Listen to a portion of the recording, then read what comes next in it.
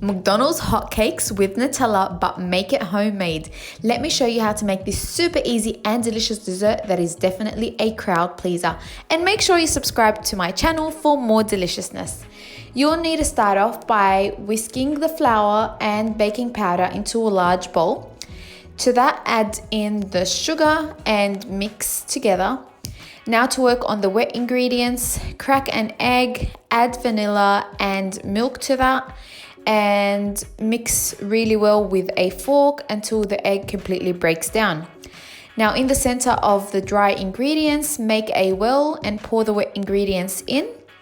Whisk together until it is completely smooth and there is no lumps remaining. Place your saucepan over low to medium heat and spray oil of choice. You could also use butter if you like. Place as much batter as you like in the center. Once it starts bubbling, flip it over until it cooks from the bottom as well. Now place a generous amount of Nutella on each hot cake, and then top with another hot cake and serve. This is how it looks like. You can find the full measurements for this recipe in the description box.